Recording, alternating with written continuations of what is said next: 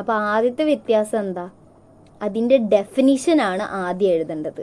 അതായത് എത്രത്തോളം വ്യത്യാസമുണ്ടോ,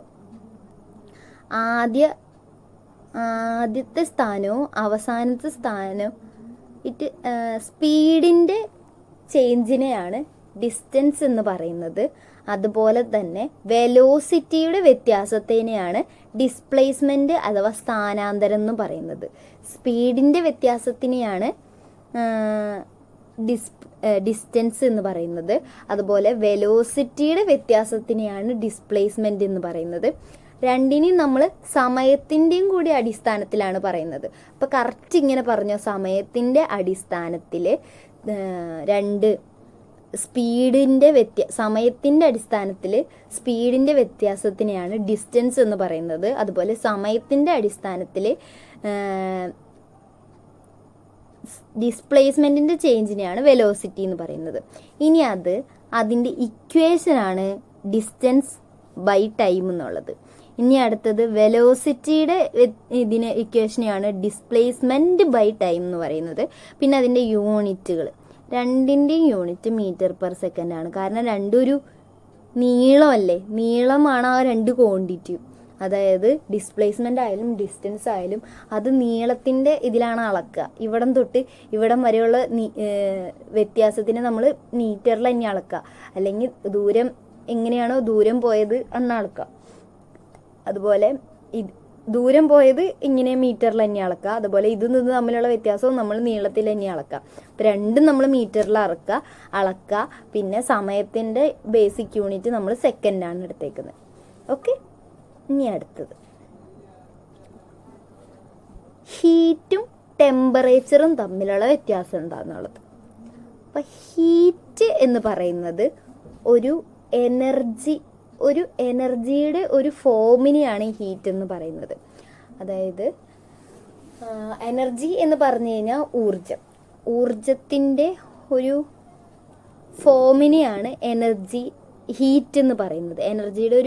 എനർജിക്ക് ഒരുപാട് ഫോംസ് ഉണ്ടാവും. അതുപോലെ ഹീറ്റ് എന്ന് പറയുന്നത് ഒരു ഫോം ഓഫ് എനർജിയാണ്. അതിൻ്റെ യൂണിറ്റ് ജൂളാവാം അല്ലെങ്കിൽ കലോറി ആവാം കേട്ടോ. അത് കലോറി എന്നാണ് എഴുതി വെച്ചേക്കുന്നത്. കലോറിയാണ് അതിൻ്റെ യൂണിറ്റ്.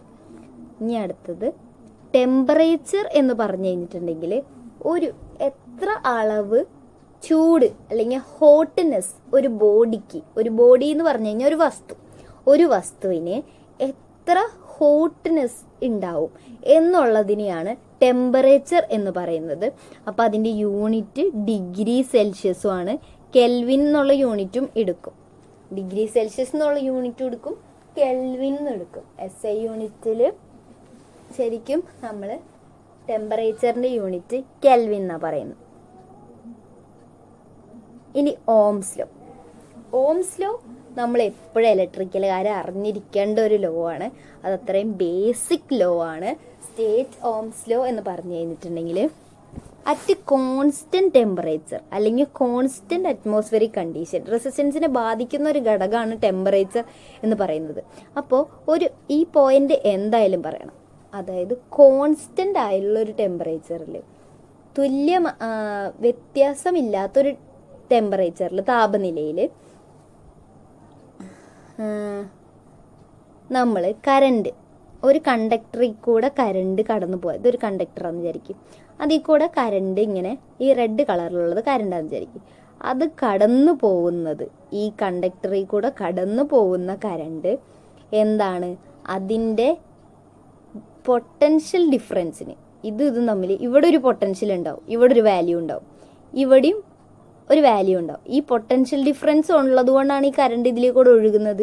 അതായത് വെള്ളം പോലെ ഇപ്പോൾ വോൾട്ടേജ് ഇവിടെ ഇപ്പോൾ ഹൈറ്റ് ഉണ്ടെന്ന് വിചാരിക്കും, ഇവിടെ താഴെയാണെന്ന് വിചാരിക്കും, വെള്ളം ഇങ്ങോട്ട് ഒഴുകില്ലേ. അതുപോലെ ഇവിടെ കൂടിയ വാല്യൂ ഇവിടെ കുറഞ്ഞ വാല്യൂവിലാണ് ചാർജ് നിൽക്കുന്നത് എന്ന് വിചാരിക്കും. അങ്ങനെയാണ് കറണ്ട് ഇതിൻ്റെ ഉള്ളിൽ കൂടെ ഒഴുകുന്നത്.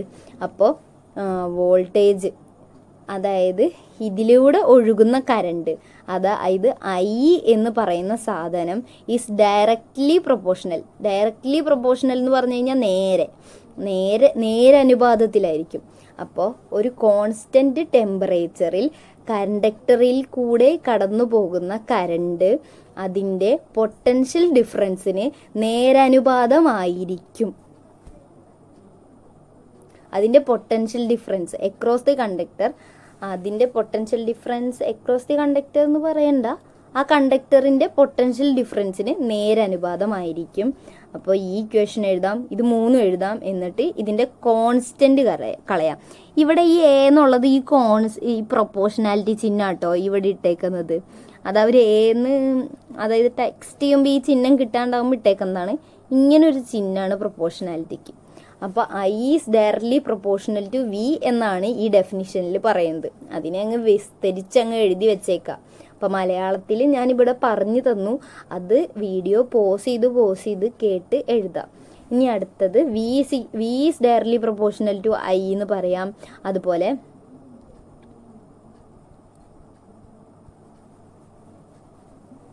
മൂന്ന് തരത്തിൽ പറയാം. ഇങ്ങനെയാണ് ഇത് എഴുതണേ. അവരവിടെ എഴുതിയതിൻ്റെ കാണാത്തതുകൊണ്ട് അല്ല, എയുടെ ആ പ്രൊപ്പോർഷണാലിറ്റി ചിഹ്നം ഇങ്ങനെയാണ് ഇടേണ്ടത്. പിന്നെ I is proportional to V എന്ന് എഴുതാം. എന്നിട്ട് ഈ പ്രൊപ്പോർഷണാലിറ്റി ചിഹ്നമില്ലേ, അത് സമം വന്നു കഴിഞ്ഞാൽ കളയും. സമം വന്നു കഴിഞ്ഞിട്ടുണ്ടെങ്കിൽ പ്രൊപ്പോർഷണാലിറ്റി ചിഹ്നം പിന്നെ ഉണ്ടാവില്ല. പിന്നെ വി ഇസിക്കൽ ടു എന്ന് ഇടണം. പിന്നെ സമം വരുമ്പോൾ അതിൻ്റെ അപ്പുറത്തൊരു കോൺസ്റ്റൻറ്റ് കൊണ്ട് ഇൻറ്റു ചെയ്യണം. ഇതിൻ്റെ അർത്ഥം, ഇങ്ങനെ ഇടുന്നതിൻ്റെ അർത്ഥം എന്താണെന്നറിയോ, വി കൂടുന്നതിനനുസരിച്ച് ഐ കൂടും. അത് എത്ര കൂടുന്നു നമുക്കറിയില്ല, അത് എത്ര മടങ്ങ് കൂടുന്നുള്ളത് കറക്റ്റായിട്ട് ഇടാനായിട്ടാണ് 6 യൂസ് ചെയ്യുന്നത്. അതായത് ആ കണ്ടക്ടറിൻ്റെ റെസിസ്റ്റൻസ്. അപ്പോൾ ആ റെസിസ്റ്റൻസും അതിലൂടെയുള്ള കറണ്ടും. അപ്പോൾ ഇതൊരു കോൺസ്റ്റൻ്റ് ആണ് ഈ 6 എന്ന് പറയുന്നത്. അതായത് അത് എത്ര മടങ്ങ് കൂടും എന്നുള്ളതാണ് അതുകൊണ്ട് ഉദ്ദേശിക്കുന്നത്. 6 is a constant call the resistance of the conductor. അതായത് 6 എന്ന് പറഞ്ഞു കഴിഞ്ഞിട്ടുണ്ടെങ്കിൽ ഒരു കോൺസ്റ്റൻറ്റ് വാല്യൂ ആണ്. അതങ്ങനെ തന്നെ എഴുതിയാൽ മതി, കോൺസ്റ്റൻറ്റ് വാല്യൂ ആണ്.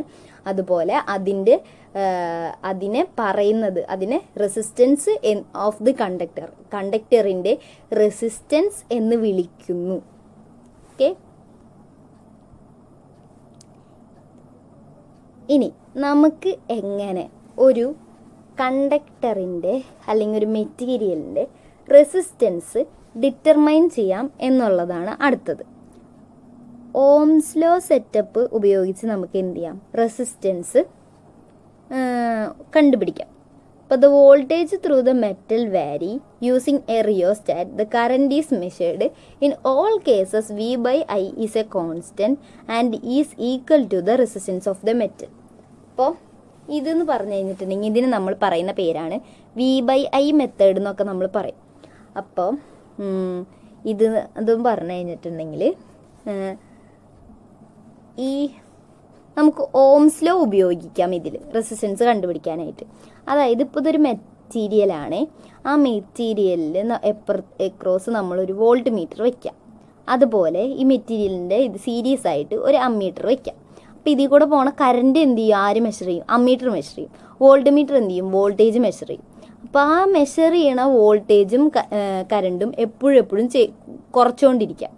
അതായത് നമ്മൾ ആദ്യം ഒരു റിയോസ്റ്റാറ്റ് വെച്ചിട്ട്, ഒരു റിയോസ്റ്റാറ്റ് എന്ന് പറഞ്ഞു കഴിഞ്ഞിട്ടുണ്ടെങ്കിൽ നിങ്ങൾ കണ്ടിട്ടുണ്ടോ എന്ന് എനിക്കറിയില്ല, ഒരു റെസിസ്റ്റൻസ് മാറ്റി കൊടുക്കുന്ന ഒരു സാധനമാണ് റിയോസ്റ്റാറ്റ്. അതിൻ്റെ സിമ്പൽ ഇങ്ങനെയാണ്, അത് കാണാനായിട്ട് ഒരു പുട്ടുകുറ്റി പോലെ ഇരിക്കും. എന്നിട്ട് അതും ഇങ്ങനെ നീക്കാം. അതിൻ്റെ മുകളിലത്തെ ലെഡ് ഇങ്ങനെ നീക്കുന്നതിനനുസരിച്ച് റെസിസ്റ്റൻസ് മാറിക്കൊണ്ടിരിക്കും. അപ്പം അതിലെന്താണെന്ന് വെച്ചിട്ടുണ്ടെങ്കിൽ ആ മെറ്റൽ നമ്മൾ റിയോസ്റ്റാറ്റ് വെച്ചിട്ട് അതിൽ കൂടെയുള്ള കറണ്ട് എന്ത് ചെയ്യുക, rheostat and current by using മെറ്റലിൻ്റെ വോൾട്ടേജ് അപ്പോൾ നമുക്ക് മാറ്റാൻ പറ്റും. അതായത് വോൾട്ടേജ് ഇങ്ങനെ മാറാമെന്ന് വെച്ച് കഴിഞ്ഞിട്ടുണ്ടെങ്കിൽ ഈ റിയോസ്റ്റാറ്റ് കാരണം കൊണ്ട് അതിൻ്റെ അപ്പുറത്തും ഉണ്ടാവണ വോൾട്ടേജ് മാറും. അപ്പോൾ voltage through metal varied using a rheostat ഉപയോഗിച്ച് കൊണ്ട് വോൾട്ടേജ്, ആ മെറ്റലിൽ കൂടെ ഉണ്ടാകുന്ന വോൾട്ടേജ് നമുക്ക് കുറയ്ക്കാം. അതുപോലെ തന്നെ കറണ്ട് നമുക്ക് മെഷർ ചെയ്യാം. അപ്പോൾ നമുക്ക് എന്ത് കിട്ടി, വോൾട്ടേജ് കിട്ടി, അതുപോലെ തന്നെ കറണ്ടും കിട്ടി. ഈ വോൾട്ടേജും കറണ്ടും ഒരു വോൾട്ട് മീറ്ററും അമ്മീറ്ററും വെച്ച് നമുക്ക് മെഷർ ചെയ്യാം. അപ്പോൾ ഈ വോൾട്ടേജ് ബൈ ഐ എന്ന് പറയുന്നത് അല്ലെങ്കിൽ കറണ്ട് എന്ന് പറയുന്നത് എപ്പോഴും ഒരു കോൺസ്റ്റൻ്റ് ആയിരിക്കും. ഇപ്പോൾ 2 എന്നാണെങ്കിൽ വോൾട്ടേജ് കൂടുമ്പോൾ കറണ്ടും കൂടും. വോൾട്ടേജ് എപ്പോൾ കൂടുന്നോ കറണ്ട് കൂടും. അതാണ് ഓംസ് ലോ പറയുന്നത്. അപ്പം voltage is directly proportional to, നേരനുപാതത്തിലാണെന്ന് പറഞ്ഞു കഴിഞ്ഞതിൻ്റെ അർത്ഥം അതാണ് കേട്ടോ. വോൾട്ടേജ് എപ്പോൾ കൂടുന്നോ അപ്പോൾ കറണ്ടും കൂടും. അപ്പോൾ വോൾട്ടേജ് കറണ്ടും കൂടും. ഇപ്പോൾ വോൾട്ടേജ്, ഇപ്പോൾ ഈ വോൾട്ടേജ് ഇപ്പോൾ 2 വിചാരിക്കും, കറണ്ട് 1 വിചാരിക്കും. അടുത്ത വട്ടം വോൾട്ടേജ് 4 കറണ്ട് എന്താവും? 2. അപ്പോൾ ഇത് തമ്മിലുള്ള എപ്പോഴും ഇത് ഡിവൈഡ് ചെയ്ത് കഴിഞ്ഞാൽ അല്ലെങ്കിൽ ഹരിച്ച് കഴിഞ്ഞാൽ ഒരു വാല്യൂ കിട്ടുള്ളൂ. അങ്ങനെയാണ് നമ്മൾ റെസിസ്റ്റൻസ് മെഷർ ചെയ്യുക. ഇനി നമ്മൾ ഇത് പറയുമ്പോൾ നിങ്ങൾ കുറച്ചും കൂടി ഡീറ്റെയിൽ ആയിട്ട് പറഞ്ഞു. അതായത് വോൾട്ടേജ് നമ്മൾ എന്ത് ചെയ്യും? റിയോസ്റ്റാറ്റ് വെച്ച് വാരി ചെയ്യും. വോൾട്ടേജ് വോൾട്ട് മീറ്റർ വെച്ചിട്ട് അളക്കും. അതുപോലെ തന്നെ ആ കണ്ടക്ടറിൽ കൂടിയുള്ള കറണ്ട് നമ്മൾ അമ്മീറ്റർ വെച്ച് അളക്കും. അതിനുശേഷം അതിൻ്റെ രണ്ടിൻ്റെയും വാല്യൂ V/I വെച്ച് ഓംസ് ലോ ഉപയോഗിച്ച് നമ്മൾ റെസിസ്റ്റൻസിൻ്റെ വാല്യൂ കണ്ടുപിടിക്കും. അപ്പോൾ നമുക്ക് അതൊരു കോൺസ്റ്റൻറ്റ് വാല്യൂ ആണ് കിട്ടുക. അപ്പോൾ അതാണ് കറണ്ടിൻ്റെ വാല്യൂ. അപ്പോൾ ഞാൻ ആദ്യമേ പറഞ്ഞുതരാം. ഇതിൽ ഈ വോൾട്ട് മീറ്ററും ഇതും ഞാൻ ആഡ് ചെയ്ത പോയിൻ്റാണ്. അത് എനിക്ക് തോന്നി അതായിരിക്കും കുറച്ചും കൂടി നല്ലത്. അപ്പോൾ കുറച്ചും കൂടി ഡീറ്റെയിൽ ആയിട്ട് പറയണമെന്നുള്ളൂ. അപ്പോൾ നമ്മൾ ആദ്യത്തെ പോയിന്റ്, ഏറ്റവും ഇമ്പോർട്ടൻ്റ് പോയിന്റ്, ഓംസ് ലോ ഉപയോഗിച്ചാണ് നമ്മൾ ഒരു സെറ്റപ്പ് ഉണ്ടാക്കുന്നത് റെസിസ്റ്റൻസ് കണ്ടുപിടിക്കാനായിട്ട്. അപ്പോൾ വോൾട്ടേജ്, ഒരു മെറ്റലിൽ കൂടെയുള്ള വോൾട്ടേജ്, മെറ്റലിലുണ്ടാകുന്ന വോൾട്ടേജ് നമ്മൾ റിയോസ്റ്റാറ്റ് ഉപയോഗിച്ച് വ്യത്യാസപ്പെടുത്തുന്നു. അത് വോൾട്ട് മീറ്റർ ഉപയോഗിച്ച് അളക്കുന്നു. അതിനുശേഷം നമ്മൾ കറണ്ട്, അതിൽ കൂടെ കടന്നു പോകുന്ന കറണ്ട് നമ്മൾ അമ്മീറ്റർ ഉപയോഗിച്ച് അളക്കുന്നു.